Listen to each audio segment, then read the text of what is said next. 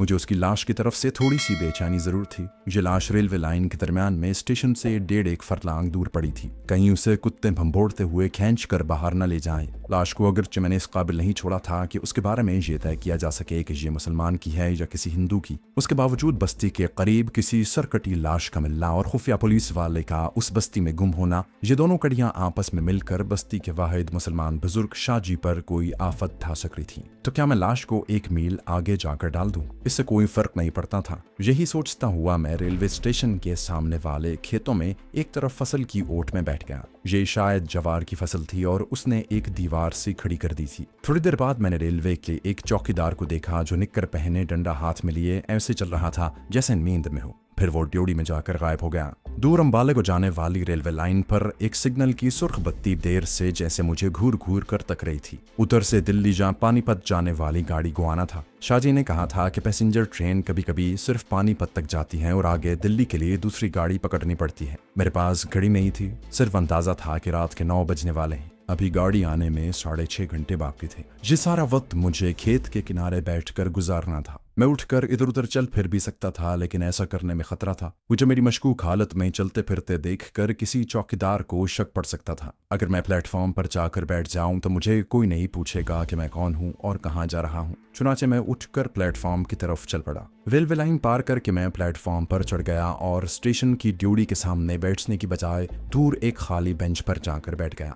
पगड़ी को मैंने देहातियों की तरह वैसे ही सर के गिर्द लपेट रखा था। भूख मुझे बिल्कुल नहीं थी, सिर्फ सिगरेट की शदीद तलब महसूस हो रही थी। लेकिन हमें तरबियत ऐसी दी जाती है कि हर किस्म की तलब को हम जितने दिन चाहें दबा सकते हैं। मैंने गैर सरकारी तौर पर एक रजाकार की हैसियत से कमांडो की ट्रेनिंग ली थी। ये ट्रेनिंग इस कदर सख्त और जफाकश थी कि एक बार तो मैंने फैसला कर लिया कि मैं कमांडो नहीं बनूंगा। लेकिन मेरा दिल इस्लाम और वतन अजीज की मोहब्बत से सरशार था और मैं इस्लाम और वतन पाक के लिए ऐसी खिदमत अंजाम देना चाहता था जो आम डगर से हटकर हों और एक आम आदमी के बस में भी न हो। मैं बेंच पर लेट गया। मैंने अपना एक बाजू सर के नीचे रखा हुआ था। नींद गायब थी। मैं दूर तक खाली प्लेटफॉर्म को देख रहा था। वही रेलवे का चौकीदार निकर ऊपर चढ़ाता डंडा हाथ में लिए ड्योढ़ी से एक बार फिर नमूदार हुआ और आहिस्ता आहिस्ता टहलता मेरी तरफ पड़ने लगा। वो प्लेटफॉर्म के लाइन वाले किनारे के साथ साथ चल रहा था। मेरे सामने से गुजरते हुए उसने चेहरा घुमाकर मेरी तरफ देखा। मैं अंधेरे में था और उसे देख रहा था। चौकीदार वहां रुक गया। शाहजी से ली हुई प्याज छीलने वाली छुरी मेरी जेब में थी। चौकीदार ने जेब से बीड़ी निकाल कर सुलगाई और आगे चल दिया।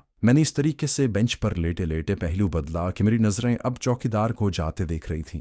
देहाती स्टेशन का ये मुनहनी सा बेमानी चौकीदार डंडा बगल में दबाए बीड़ी के कश लगाता जैसे नींद में चल रहा था। प्लेटफॉर्म के आखिरी किनारे पर जाकर वो वापस मुड़ा और बेरब्त कदम उठाता एक बार फिर मेरे सामने से गुजर गया। अगर मुझे नींद आ जाती तो मैं बेंच पर लेटा ही रहता, लेकिन नींद कोसों दूर थी। लेटे लेटे मैं थक गया तो उठ बैठा। कमबख्त चौकीदार तंबाकू की खुशबू फजा में छोड़ गया था, जिसकी वजह से मुझे सिगरेट की तलब सताने लगी। उस वक्त वहां सिगरेट वाले खोखे खुले हुए नहीं थे। यूं ही बड़ी मुश्किल से रात गुजरती चली जा रही थी। एक बार मैंने भी थोड़ी सी चहलकदमी की। खुदा जाने रात कितनी गुजर चुकी थी कि मेरे दिल में ख्याल आया कि लाश को चलकर एक नजर देखना चाहिए। मैं प्लेटफॉर्म से उतरकर सामने वाले खेतों की तरफ चला गया। फिर खेतों के पीछे पीछे फसल की ओट में होकर रेलवे लाइन के मुतवाजी चलने लगा। 1.5 फरलांग चलने के बाद मैं खेतों से निकलकर रेलवे लाइन पर आ गया। आसमान पर सितारे झिलमिला रहे थे। उनकी फीकी फीकी रोशनी में मुझे दूर से लाइन के दरमियान पड़ी लाश नजर आई। लाश को जैसे मैं रख गया था वैसे ही पड़ी थी। मैं उसके करीब नहीं जाना चाहता था। लाश को दूर ही से देखकर मेरी तसल्ली हो गई और मैं जिस रास्ते से आया था उसी रास्ते से वापस रवाना हो गया।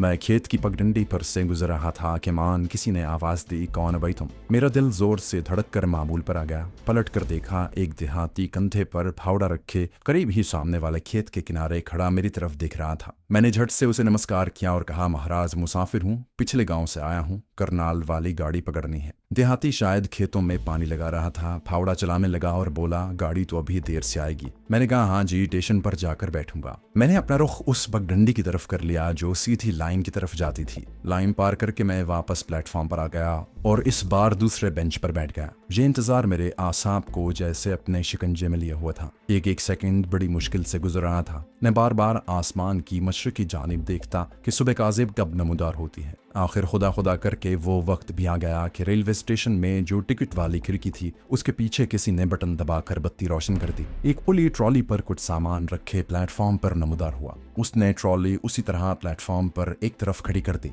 और साफा उतार कर सर पर हाथ फेरता हुआ जमाइया लेता ड्यूटी की तरफ चला गया। खिड़की अभी तक बंद थी, सिर्फ उसके शीशों में से रोशनी बाहर आ रही थी। मैं इस इंतजार में था कि कब खिड़की खुले और मैं जाकर टिकट खरीदूं। मशरक की जानिब आसमान पर जो रात की तारीकी थी वो काफूर होना शुरू हो गई थी। ड्यूटी में कुछ देहाती मुसाफिर बाहर से आकर बैठ गए और फिर खिड़की खुल गई। मैंने इर्द गिर्द का जायजा लिया, फिर जेब से 10-10 के नोट निकालकर अपनी मुट्ठी में पकड़ लिए और आहिस्ता आहिस्ता ड्यूटी की तरफ चलने लगा। टिकट वाली खिड़की तक पहुंचते पहुंचते मैंने फैसला कर लिया था कि सेकंड क्लास का टिकट नहीं लूंगा। मेरा हुलिया आम देहातियों जैसा था और सेकंड क्लास का टिकट लेने से खामखा मुझ पर शक पड़ सकता था। कुर्सी के पीछे मुझे एक दुबले पतले मुनहनी से उथेड़ उमर लाले की शक्ल नजर आई जो कुर्सी की पुश्त से सर लगाए शायद सो रहा था। मुझसे पहले एक देहाती ने टिकट के लिए बाबू को बुलाया तो वो जाग पड़ा। बड़ी बेदिली से उसने देहाती को टिकट दिया, पैसे नीचे डाले और मेरी तरफ देखकर बोला, पैसे लाओ, कहाँ जाना है? मैंने गवारों जैसा लहजा बनाकर कहा कि दिल्ली का एक टिकट दे दो जी। ये गाड़ी दिल्ली जाएगी ना? टिकट बाबू ने कहा, ये गाड़ी पानीपत तक जाएगी,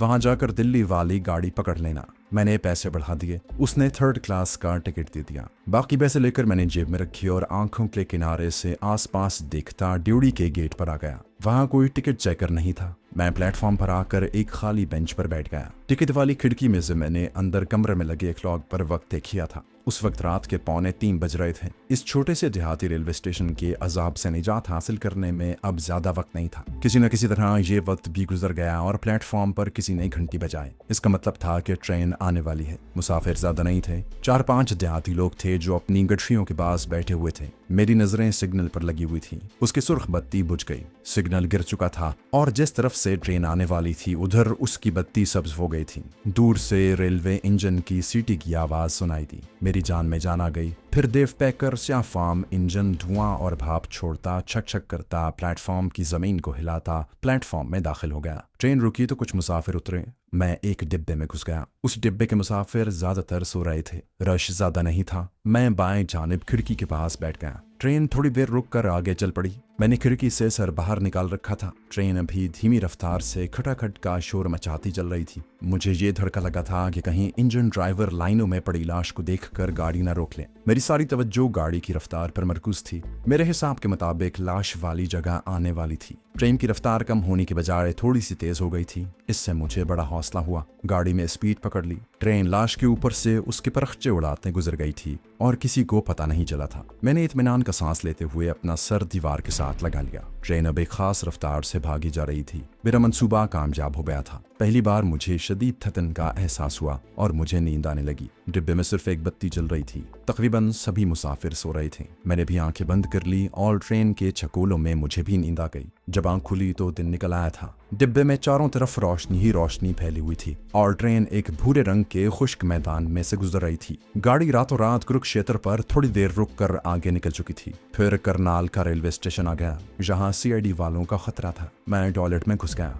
गाड़ी चली तो बाहर निकल आया। उसके बाद पानीपत का स्टेशन आया तो गाड़ी खड़ी हो गई, जहाँ से मुझे दूसरी गाड़ी पकड़नी थी। टिकट मैंने दिल्ली का ही ले रखा था। पानीपत का रेलवे स्टेशन काफी बड़ा था, जहाँ काफी रश भी था। मैंने एक कुली से दिल्ली जाने वाली गाड़ी के बारे में पूछा और पुल उबूर करके दूसरे प्लेटफॉर्म पर आ गया। मेरी आंखें हर मुसाफिर को गौर से देख रही थी। जहाँ पुलिस के सिपाही भी नजर आए, लेकिन उन्होंने मेरी तरफ कोई तवज्जो न दी। जहाँ से दिल्ली वाली गाड़ी तैयार होकर जाती थी। गाड़ी के कुछ डिब्बे यार्ड में लगे थे।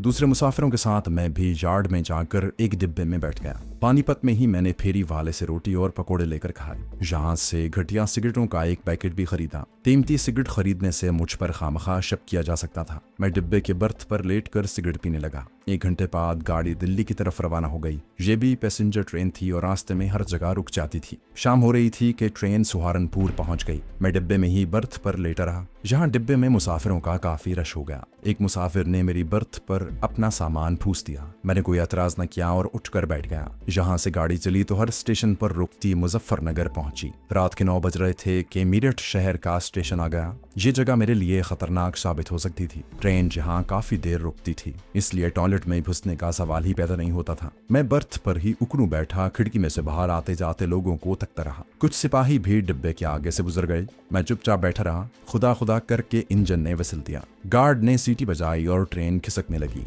अब आगे दिल्ली के दरमियान गाजियाबाद का एक बड़ा स्टेशन था, लेकिन छोटे छोटे कई एक स्टेशन थे जहां इस पैसेंजर ट्रेन को जरूर रुकना था। चूंकि रात हो गई थी इसलिए मेरे तफक्कुरात कुछ कम हो गए थे। रात के पूरे 1 बजे ट्रेन दिल्ली के अजीमुशान स्टेशन के एक खामोश से प्लेटफॉर्म पर आकर खड़ी हो गई। अब मेरे सामने सबसे बड़ा मसला लिबास तब्दील करने का था। मैं किसी देहाती लिबास में अपने मोती नगर वाले बंगले में दाखिल नहीं हो सकता था। अगरचे मेरे बंगले में सिवाय चौकीदार के और कोई भी नहीं था, फिर भी मैं इस हिंदू चौकीदार पर यह जाहिर नहीं करना चाहता था कि मैं भेस बदल कर शिमले से वापस दिल्ली आया था। सवाल ये था कि रात के 1 बजे मुझे कमीज पतलून कहाँ से मिल सकती थी। मेरे पास सिर्फ इतने ही पैसे थे कि मैं टैक्सी लेकर अपने मोती नगर वाले बंगले तक जा सकता था। कोई ऐसा दोस्त भी नहीं था कि जिसके घर जाकर कपड़े तब्दील कर लूं। ये ख्याल भी परेशान कर रहा था कि स्टेशन पर मुझे कोई पहचान न ले। आखिर भारतीय सरकार का एक अहम अफसर था। इस शहर में काफी लोग थे जो मुझे जानते थे। अगरचे अंबाला शहर के अजाब से खैरियत से निकल आने की मुझे खुशी भी थी, ताहम अब अपने बंगले पर जाने की परेशानी भी लाहक थी।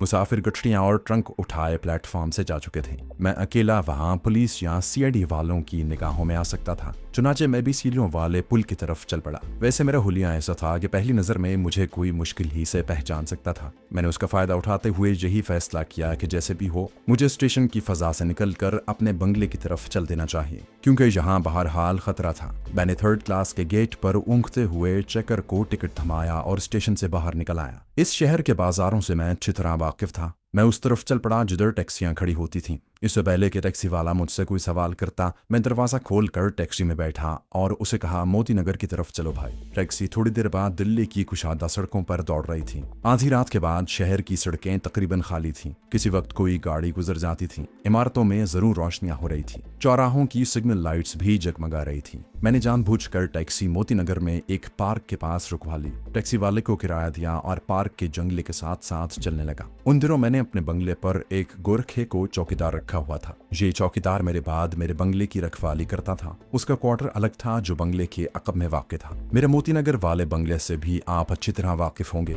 और ये भी मालूम होगा कि मैं यहाँ कैप्टन रामकिशन मेहता की हैसियत से रह रहा हूँ। मेरा ओहदा अब प्राइम मिनिस्टर के सेक्रेटेरिएट की इंटेलिजेंस ब्रांच में असिस्टेंट सेक्रेटरी का था और पुरुषोत्तम दास टंडन की मौत के बाद अब secretary number 2 mister Tiwari intelligence के महकमे का इंचार्ज था। मेरी शादी के बाद हमारी एक रिश्तेदार और खूबसूरत खातून सुजाता के साथ चल रही थी। मेरे माता पिता सोगबाश हो चुके हैं और अब मैं अकेला अपने बंगले में रहता हूँ। मेरी एक बड़ी बहन कृष्णा कुमारी दिल्ली ही में एक जौहरी के बेटे राम प्रसाद से ब्याही हुई है। बंबई में मेरा एक चचा दुर्गा प्रसाद भिंडी बाजार में कपड़े की दुकान करता है। सुजाता इंडियन एयरलाइंस के चांदनी चौक वाले ऑफिस में नौकरी कर रही है और मैं यहाँ कैप्टन रामकिशन मेहता का हमशक्ल बनकर रह रहा हूँ। इसके लिए मेरे चेहरे की खास तौर पर प्लास्टिक सर्जरी करवाई गई थी। शुरू में मेरी आवाज़ पर जहां कैप्टन रामकिशन मेहता के रिश्तेदारों माता जी और सुजाता को हैरानी जरूर हुई थी, लेकिन कुछ अरसे तक मैंने अपने गले को खराब किए रखा और ऐसे बोलता रहा जैसे मेरे गले में खराश पड़ गई है। फिर जब वो लोग असली रामकिशन मेहता की आवाज़ को भूल गए